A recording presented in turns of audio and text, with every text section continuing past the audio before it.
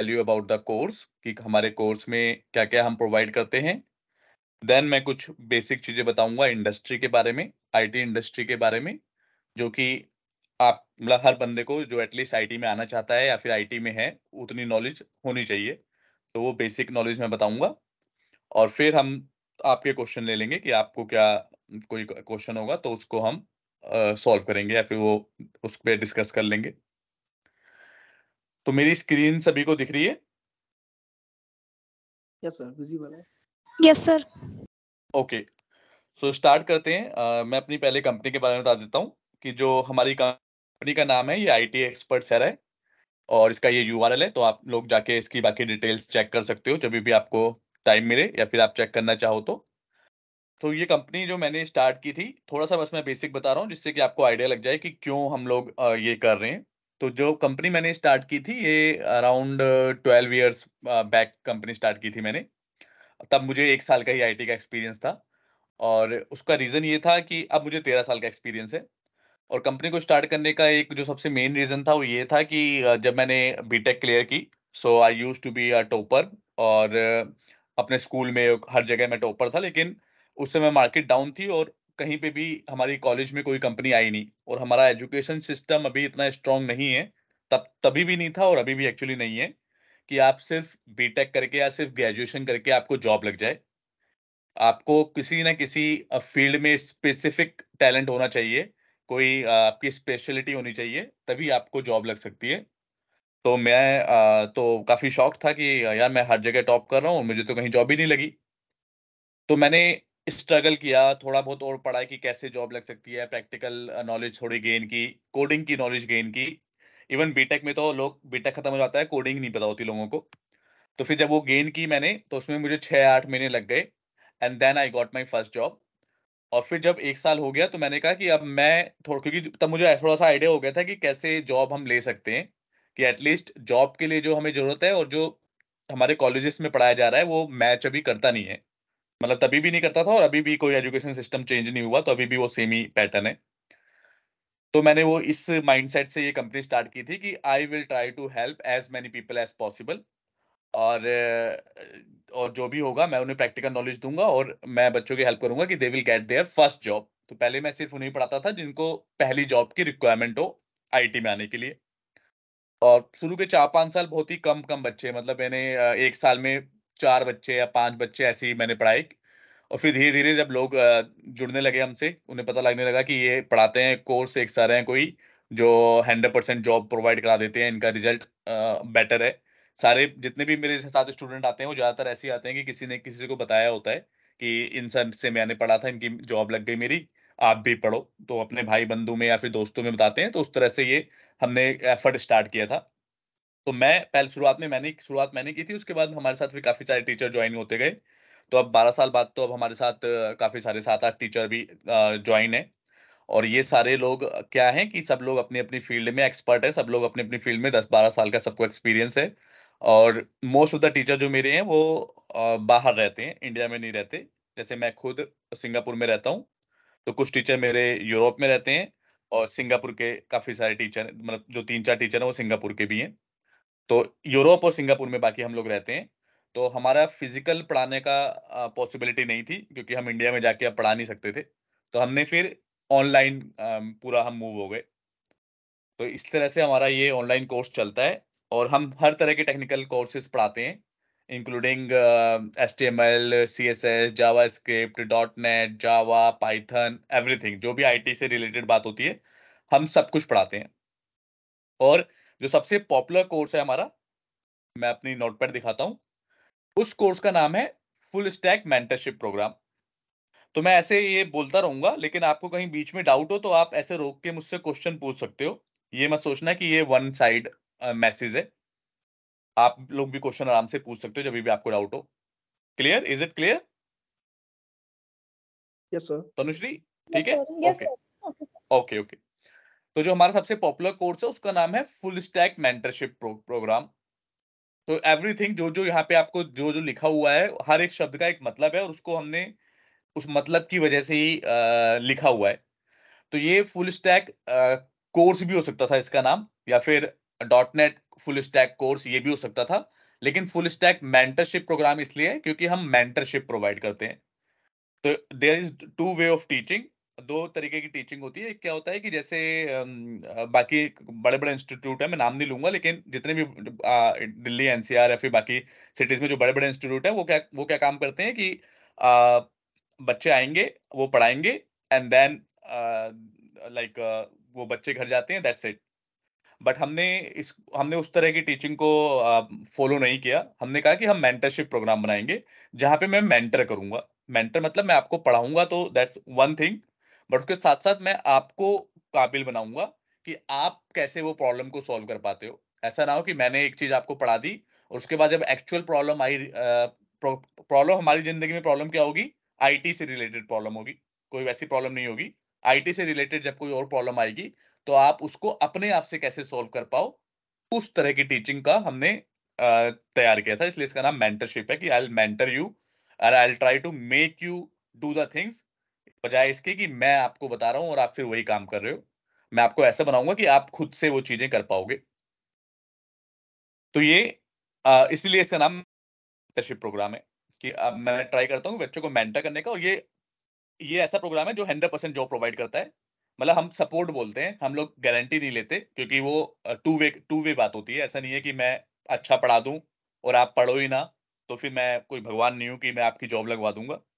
Two way होता है कि अगर आपने भी उतनी मेहनत की जितनी मैं करता हूं, तो आपकी जॉब लग जाती है। और इसका जो वो है प्रूफ है, वो ये है कि हमने जितने भी बच्चे पढ़ाए हैं उसके 95% बच्चों की मैक्सिमम जॉब लग गई है।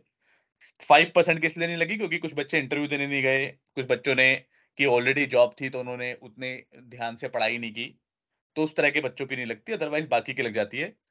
आई डोंट नो कि आप दोनों किसके रेफरेंस से आए हैं, पर ज्यादातर जो भी किसी रेफरेंस से आता है वो उसी रेफरेंस से आता है जिसकी ऑलरेडी जॉब लगी हुई है, या फिर जिसने भी आपको बताया होगा उन्होंने ऑलरेडी बताया होगा कि किस कैसे और बाकी सारे स्टूडेंट की जॉब लग जाती है। तो ये इस प्रोग्राम का एक हाईलाइट पॉइंट है कि हम लोग 100% जॉब सपोर्ट प्रोवाइड करते हैं। आप सबसे इंपॉर्टेंट बात कि ये कोर्स में है क्या। तो कोर्स में है होने से पहले मैं एक आपको बेसिक चीज बताता हूँ कि कोई भी चीज, जो कोई भी आप वेबसाइट या कोई भी प्रोजेक्ट देखोगे, तो उसमें तीन चीज होती है। एक को बोलते हैं फ्रंट एंड, एक को बोलते हैं बैक एंड, और एक को बोलते हैं डाटाबेस। अच्छा, ये क्या चीज है? तो इसके लिए कोई सी भी एक वेबसाइट खोल के देख लेते हैं। जैसे मैं खोलता हूँ अमेजोन की वेबसाइट खोलता हूँ, अमेजोन बड़ी फेमस वेबसाइट है ना।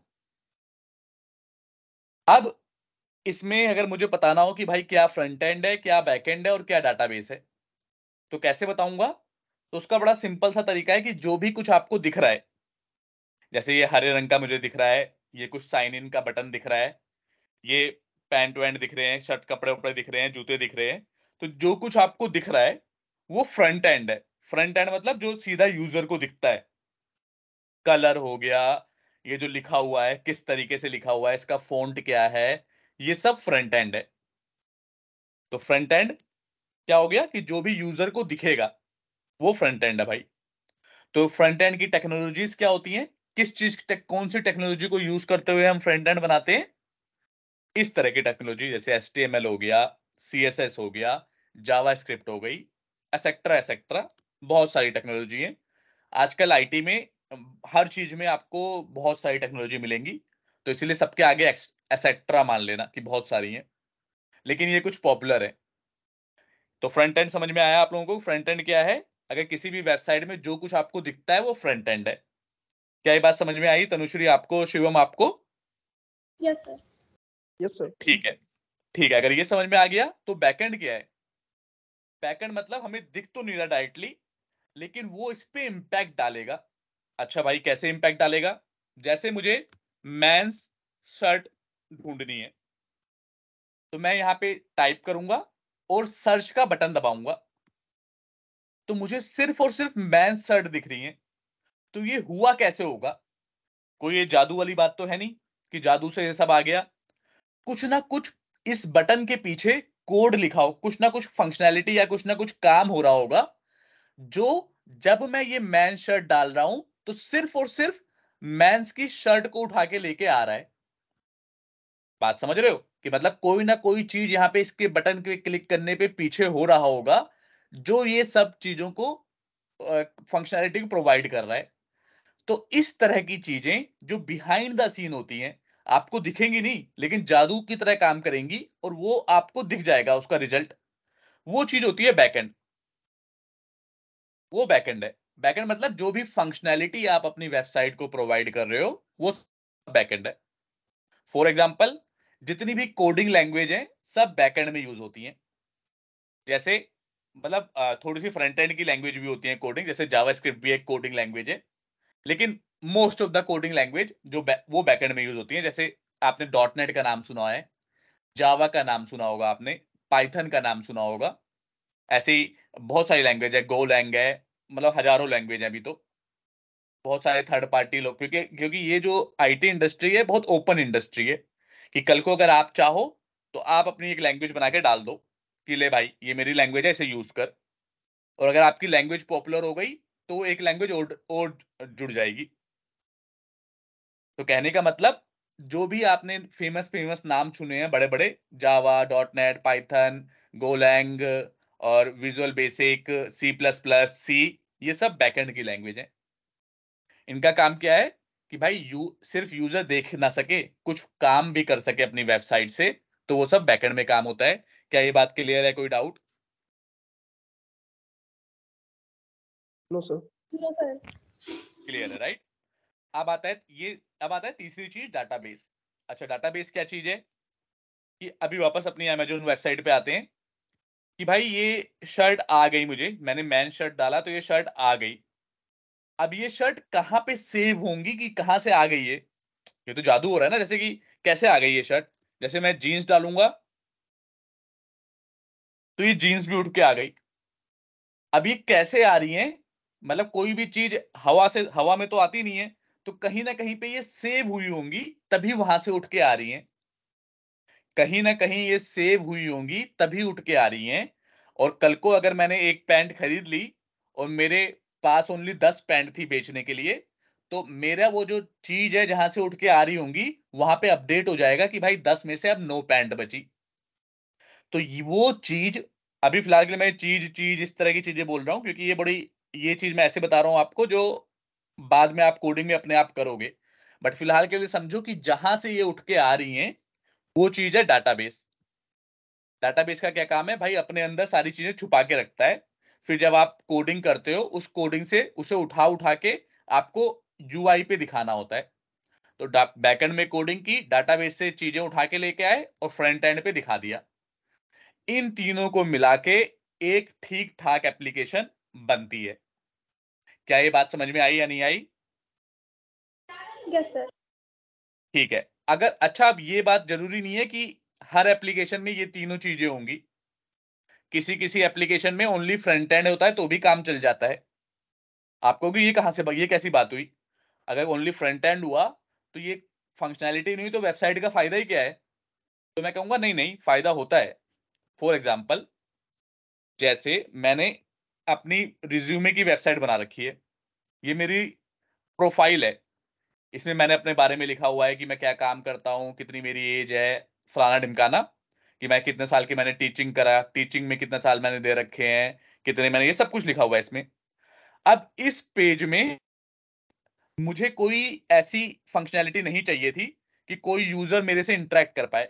मुझे खाली इंफॉर्मेशन दिखानी है कि कोई कल को एचआर आए, कोई बच्चे देखे मेरी प्रोफाइल, या फिर कोई कहीं बिजनेस डील हो रही हो, तो वो बंदा मेरी प्रोफाइल देख सके, उसे पता चल जाए कि मैं टेक्निकल ट्रेनर हूँ, डेवलपर भी हूँ, फुल स्टैक, जो कि अभी फिलहाल लीड डेवलपर हो चुका हूँ, अपडेट नहीं है ये। तो मैं लीड भी करता हूँ टीम को, ये सब काम मैं करता हूँ। तो ऐसी वेबसाइट जिसमें हम यूजर का इनपुट नहीं लेते, खाली उसे इंफॉर्मेशन दिखा रहे हैं, उसमें खाली फ्रंट एंड होता है, उसमें बैक एंड और डाटाबेस नहीं होता। ऐसे ही कुछ वेबसाइट ऐसी भी हो सकती हैं जिसमें खाली बैक एंड हो या फिर खाली डाटाबेस हो, या फिर दोनों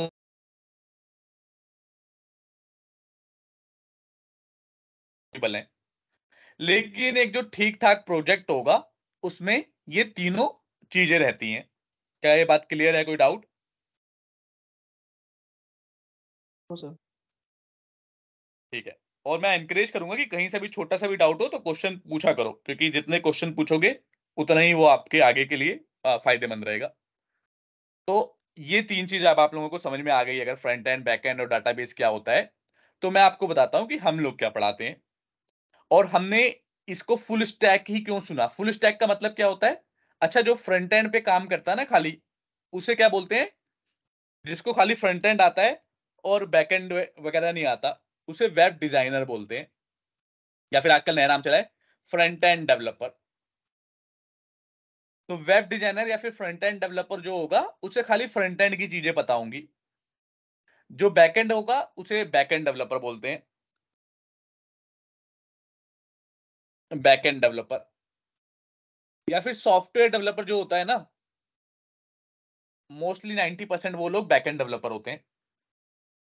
और डाटाबेस, डाटाबेस वाला बंदा कौन होता है? उसे डाटाबेस एडमिनिस्ट्रेटर बोलते हैं। ठीक है, ये जिसको इसकी नॉलेज होती है उसे ये बोलते हैं, जिसको इसकी होती है उसे ये बोलते हैं, और जिसको फ्रंट एंड की होती है उसे ये बोलते हैं। अब फुल स्टैक क्या होता है? फुल स्टैक ऐसा बंदा होता है जिसे तीनों की नॉलेज होती है। किसी एक चीज में वो एक्सपर्ट होगा, बाकी बाकी लेकिन नॉलेज उसे सब चीजों की होगी। जैसे backend, mostly full stack developer जो होते हैं वो बैकएंड में स्ट्रांग होते हैं। क्यों बैकएंड में स्ट्रांग? क्योंकि किसी भी प्रोजेक्ट में सबसे ज्यादा काम बैकएंड का ही होता है। मोस्ट ऑफ द प्रोजेक्ट में सबसे ज्यादा काम बैकएंड का होता है, तो वो लोग बैकएंड में स्ट्रांग होते हैं। बाकी दोनों चीजों की भी उन्हें इतनी नॉलेज होती है कि वो आपका काम कर देंगे। हो सकता है एक्सपर्ट ना हो उसमें, लेकिन वो आपका काम कर देंगे। तो अगर मेरे पास एक कंपनी है, मेरी कंपनी है एबीसी, और मुझे अपनी कंपनी के लिए बंदे हायर करने हैं, तो मैं किसको प्रिफर करूंगा? ऐसे बंदे को कि जिसे खाली फ्रंट एंड आता हो, या खाली बैक एंड आता हो, या खाली डाटाबेस आता हो, या फिर ऐसे बंदे को कि जिसे सारी चीजें आती हो, कि अगर मेरे पास फिलहाल बैकएंड का काम है तो वो बैकएंड का भी कर दे, कल को बैकएंड का काम खत्म हो गया, फ्रंट एंड पे भी काम आए तो फ्रंट एंड पे भी कर दे, और डाटाबेस पे आए तो डाटाबेस पे भी कर दे। तो अगर तुम लोग होते ऐसे, तुम्हारी कंपनी होती, तो तुम कैसे बंदे प्रेफर करते? शिवम आप बताओ। फुल स्टैक डेवलपर ही सर बेस्ट चॉइस रहती है इस टाइम पे। करेक्ट। तनुश्री, आपको भी यही फुल स्टैक ही सही लग रहा है? यस सर, जिनको तीनों वर्क आता हो। करेक्ट। तो पहले ऐसा नहीं, पहले मतलब क्या करते थे लोग? सिंगल सिंगल फंक्शनैलिटी को भी मतलब महत्वता देते थे। आज भी अगर कोई इस चीज में एक्सपर्ट है, जैसे कोई सचिन तेंदुलकर है क्रिकेट की दुनिया में, तो सचिन तेंदुलकर तो चाहे बैटिंग करता है या बॉलिंग नहीं भी करता तो क्या जा रहा है, वो तो चैंपियन है ना बैटिंग में, तब तो उसे ले ही लेंगे। तो वैसे ही अगर फ्रंट एंड में कोई एकदम चैंपियन है तो उसे ले लेंगे। लेकिन हमारे कोर्स की क्या है कि भाई जिसको आईटी की नॉलेज बहुत कम है, उसको हम जॉब प्रोवाइड करा रहे हैं। तो जॉब प्रोवाइड करने के लिए सबसे बेस्ट जो सॉल्यूशन है कि बंदे को फुल स्टैक डेवलपर बनाओ।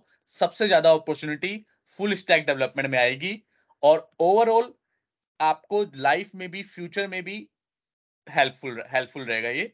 और जॉब मिलने में भी आसानी होगी। पहली जॉब ही नहीं, क्योंकि पहली जॉब मान लो हमारे थ्रू आपको मिल भी गई, तो दूसरी जॉब में भी आपको हेल्पफुल रहेगी। और तीसरा, पैसा।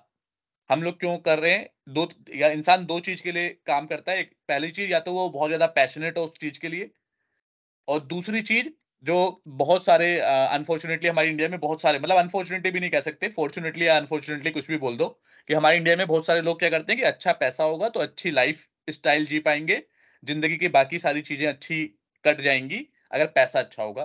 तो पैसा इज वेरी इंपॉर्टेंट, तो पैसे के लिए भी करते हैं। तो फुल स्टैक डेवलपर को हमेशा कंपेरेटिवली एक जो सिंगल चीज में ओपनिंग आती है, as compare to them, full stack developer को अच्छे पैसे मिलते हैं, अच्छे पैकेज मिलते हैं। तो इसलिए भी हम फुल स्टैक डेवलपमेंट कर रहे हैं। क्या ये बात समझ में आई? Yes sir. ठीक है। अब ये हमारा कोर्स भी है कि हम पढ़ाएंगे क्या? फ्रंट एंड में HTML CSS JavaScript, back and में दो तरीके से डिवाइड हो जाता है। एक डॉट नेट। अगर आपको दो दो लैंग्वेज मेन है, डॉट नेट और जावा। हालांकि दुनिया में बहुत सारी लैंग्वेज हैं, बट जो मार्केट को सबसे ज्यादा जिन्होंने कैप्चर किया है वो डॉट नेट और जावा नहीं किया हुआ है, और ये बहुत सालों से उन्होंने किया हुआ है। अब हालांकि पाइथन वगैरह ये सब भी धीरे धीरे आगे बढ़ रही हैं, लेकिन अभी भी, मतलब अगले आने वाले 10 साल में या फिर 5 साल में तो एटलीस्ट जावा डॉट नेट की बिल्कुल वो है, क्या बोलते हैं, उन्होंने पकड़ बना रखी है पूरी इंडस्ट्री पे। तो इसीलिए, और इतने आसानी से छोड़ने वाले नहीं है, क्योंकि ये बहुत बड़ी-बड़ी कंपनी है। डॉटनेट की जो कंपनी है वो माइक्रोसॉफ्ट है, मतलब one of the biggest company in the world. Java की भी सन सिस्टम ने बनाया था, या अब शायद ओरेकल ने खरीद लिया है, तो वो भी दुनिया की एक one of the biggest company है। तो ये इतनी बड़ी-बड़ी कंपनी है कि इतनी आसानी से मार्केट छोड़ने वाली नहीं है। तो और ये स्टेबल है, कहीं जाने वाली लैंग्वेज नहीं है। इसीलिए हम इन दोनों कोर्स को ज़्यादा महत्वता देते हैं।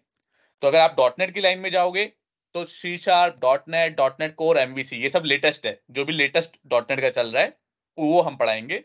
अगर जावा में जाते हो, तो core Java, spring boot, micro services, वो बैकएंड में पढ़ाएँगे। उसके बाद डाटाबेस आता है, तो डाटाबेस में बहुत सारे डाटाबेस होते हैं, पर जो सबसे पॉपुलर डाटाबेस की जो लैंग्वेज है, वो सीक्वल लैंग्वेज है। तो हम सीक्वल लैंग्वेज पढ़ाएँगे, और सीक्वल सर्वर डाटाबेस का एक सर्वर होता है, वो डॉटनेट में आता है। हालाँकि जावा में भी आ जाता है, लेकिन जावा में मेन जो लैंग्वेज है वो सीक्वल रहेगी, डाटाबेस कोई डिफरेंट हो सकता है। पर जो लैंग्वेज, जो सबसे पॉपुलर लैंग्वेज में से एक लैंग्वेज है, वो सीक्वल लैंग्वेज है, वो हम पढ़ाएँगे। कोर्स का ड्यूरेशन क्या होगा? 6 मंथ होगा, और ये सब चीज़ें जो हमने सोचा है, लगा रखा है, इसे ये मत समझना कि ऐसे ये क्यों पढ़ा रहे हैं और कुछ क्यों नहीं पढ़ा रहे। क्योंकि हम 10 बा सब लोग 12-12, 15-15 साल से आईटी इंडस्ट्री में हैं। हम सब लोगों ने ये इसी तरह से प्लान किया है कि अगर बच्चे को ये नॉलेज होंगी इतनी चीज़ों की, तो जॉब मिलना सबसे आसान और ओवरऑल करियर में सबसे बेस्ट है उसके लिए। इसीलिए हमने ये सेलेक्ट किया है। और भी कोर्स हम पढ़ाते हैं, जिसको मान लो कोई किसी को कोई बोले कि यार मैं तो पाइथन में ही पैशनेट हूँ, मुझे तो पाइथन ही सीखना है, तो हम वो भी पढ़ाते हैं, ऐसी कोई बात नहीं है। लेकिन जिसका जो एंड गोल होता है एक अच्छी जॉब लेना और एक अच्छी लाइफ़स्टाइल जीना, उसके लिए हम ये सपोर्ट देते हैं, ये प्रोवाइड करते हैं कि भाई ये करोगे तो आपकी ज़िंदगी के लिए ज़्यादा बेटर है। और ड्यूरेशन क्या होगा इसका? 6 मंथ होगा, पर मेरे जो अभी तक का रिकॉर्ड है, ज़्यादातर बच्चों को विदिन 4 टू 6 मंथ जॉब मिल जाती है। ज़्यादातर बच्चों को 4 टू 6 मंथ की जॉब मिल जाती है। किसी को 3 महीने भी मिली है, और किसी-किसी को 7वें महीने भी मिली है। पर जो एवरेज है मेरा, 70% बच्चे जिनकी जॉब लगी है, उनकी 4 टू 6 मंथ के बीच में लग जाती है। क्योंकि मोटा-मोटा कोर्स 4 महीने के बाद खत्म हो जाता है। 5वें महीने तक तो बिल्कुल खत्म हो जाता है, 6ठे महीने में खाली रिवीजन होता है सारा, इंटरव्यू प्रिपरेशन, और आपको किस तरह से आंसर देना है इंटरव्यू में। आपका डेमो इंटरव्यू लिया जाता है, पर्सनैलिटी बताई जाती है कि एक आंसर को क्या कहाँ पे आके रोको, क्योंकि इंटरव्यू भी एक गेम है। तो इस एक इंटरव्यू में एक तरीका होता है कि इंटरव्यूअर इंटरव्यू चला रहा है, और एक तरीका होता है कि जो इंटरव्यू दे रहा है वो इंटरव्यू चला रहा है। तो हम उसमें ट्रिक बताते हैं कि कहाँ पे आपको आके क्वेश्चन को रोकना है, जिससे अगला क्वेश्चन इंटरव्यूअर क्या पूछेगा वो ऑलरेडी आपको आता होगा। तो वो सब चीजें हम प्रिपेयर करेंगे, उसकी आप लोगों को टेंशन नहीं लेनी। और क्लास होगी 2 डेज इन अ वीक, और जो क्लास की ड्यूरेशन होती है वो 1 टू 1.5 आवर्स की होती है। डिपेंड ऑन कि कौन सा, जैसे कोई पर्टिकुलर टॉपिक अगर बड़ा टॉपिक है, तो वो 1.5 घंटे तक भी जाता है, अदरवाइज 1 घंटे में वो निपट जाता है टॉपिक। उसके बाद, और ये भी इसका भी रीज़न है कि हम 2 ही क्लास क्यों लेते हैं, 3 या 4 क्लास क्यों नहीं लेते? क्योंकि अगर इससे ज़्यादा क्लास हमने लेते हैं, तो फिर वो बच्चे आप होमवर्क नहीं कर पाते। क्योंकि हमें इसमें इतना ही होमवर्क मिल जाता है कि वो आप कंप्लीट करना मुश्किल हो जाता है। तो 2 class is the best class, जिसमें आप अच्छे से होमवर्क कर पाते हो। इसके बाद आपको होमवर्क मिलेगा, और बाकी सारी चीज़ें तो साथ में रहेंगी। अब आगे बढ़े हम, और चीज़ों डिटेल में बात करने से पहले, एक और बेसिक चीज़, कंप्यूटर का एक और कांसेप्ट मैं बताता हूँ आप लोगों को। आज की क्लास ऐसी है कि अगर आज की क्लास, डेमो क्लास जो बंदा ले लेता है मेरे से, उसके बाद वो लाइफ टाइम आपके लिए हेल्पफुल रहेगी। आप कोर्स करते हो, नहीं करते, आईटी में जाते हो, इवन आईटी में नहीं भी जाते, तो भी ये चीज़ें, बेसिक चीज़ें तो सबको पता ही होनी चाहिए। अच्छा, क्या कंप्यूटर आप लोगों को पता है कि किसने बनाया है? सर चार्ल्स बेबेज ने। करेक्ट, चार्ल्स बेबेज नाम है उनका। Charles Babbage is the father of computer. अच्छा, जब ये बनाया गया था ना, तो ये बहुत बड़ा कंप्यूटर था। मतलब ये एक समझ लो एक बहुत बड़े कमरा कमरा होगा, उस कमरे को पूरा पूरा भर दो, उतना बड़ा कंप्यूटर था। और फंक्शनैलिटी इसकी कोई खास नहीं थी, कंप्यूटेशन कंप्यूटेशन वगैरह के काम आता था। मतलब काम बहुत कम, और कंप्यूटर इतना बड़ा। फिर धीरे धीरे धीरे धीरे धीरे धीरे छोटा छोटा छोटा छोटा छोटा छोटा होता हुआ चला गया। अब तो आपको पता है कि बिल्कुल पॉकेट कंप्यूटर है, बिल्कुल छोटा कंप्यूटर है। लेकिन अब मैं, जब हम कोर्स से रिलेटेड बात करते हैं, जब आईटी में अब आप आ चुके हो, तो जब भी कभी कंप्यूटर की बात हो ना, तो आपको 3 चीजें दिमाग में रखनी है। कि भाई जिस भी डिवाइस के पास ये 3 चीज है वो कंप्यूटर है। ठीक है, अब आपको कंप्यूटर सिर्फ लैपटॉप को कंप्यूटर नहीं बोलना, या फिर सिर्फ डेस्कटॉप को कंप्यूटर नहीं बोलना, आपका मोबाइल भी कंप्यूटर है। आप लोगों ने वर्चुअल कंप्यूटर का नाम सुना होगा, नहीं सुना तो मैं बता देता हूं कि एक वर्चुअल कंप्यूटर भी होता है जो आपको दिखेगा नहीं, आपके कंप्यूटर के अंदर दूसरा कंप्यूटर होता है, तो वो भी एक कंप्यूटर है। तो जब आईटी के नजरिए से आप देखोगे तो कंप्यूटर क्या है, जिसके पास 3 चीजें हैं। पहली चीज भाई हार्ड डिस्क है उसके पास। हार्ड डिस्क क्या होती है कि जहां पे आप इंफॉर्मेशन को कुछ स्टोर कर पाओ, टू स्टोर परमानेंट इंफॉर्मेशन। कौन सी इंफॉर्मेशन? कोई भी इंफॉर्मेशन। जैसे ये नोटपैड में भी एक मैं इंफॉर्मेशन ही तो दे रहा हूं आपको, इसको जैसे ही सेव करूंगा तो सेव एज करके कहीं सेव कर दिया मैंने, तो वो एक हार्ड डिस्क में सेव हो जाएगा।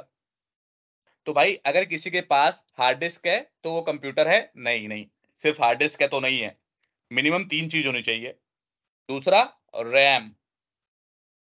रैम की फुल फॉर्म क्या है? अच्छा, हार्ड डिस्क को आप रोम भी कह सकते हो,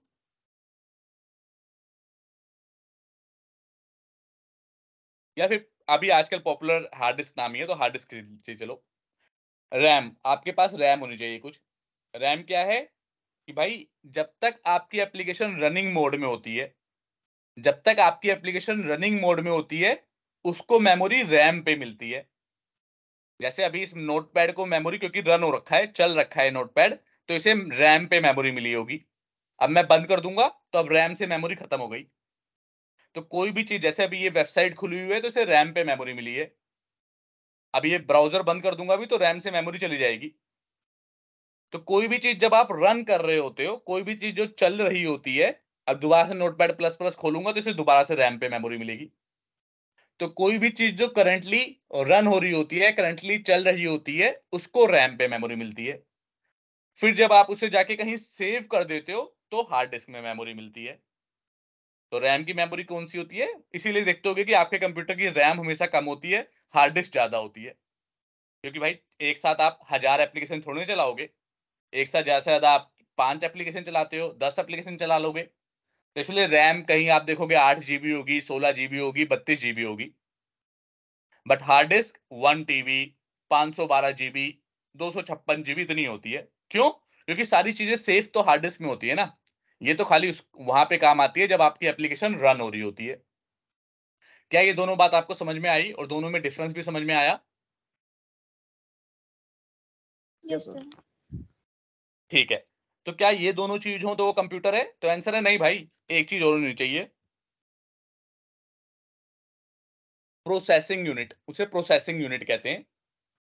सिंपल के लिए आपने सीपीयू सुना होगा, उसे सेंट्रल प्रोसेसिंग यूनिट कहते हैं। और भी बहुत सारी प्रोसेसिंग यूनिट होती है, जैसे एक कॉमन है जीपीयू, ग्राफिकल प्रोसेसिंग यूनिट।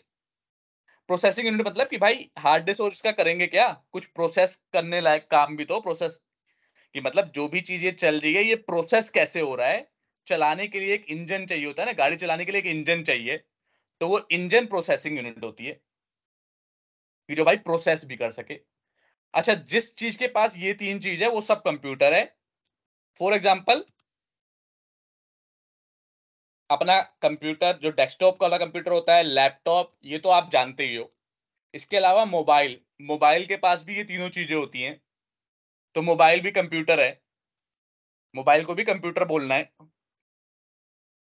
जो भी स्मार्ट टीवी है वो सब वो भी कंप्यूटर ही है एक प्रकार से।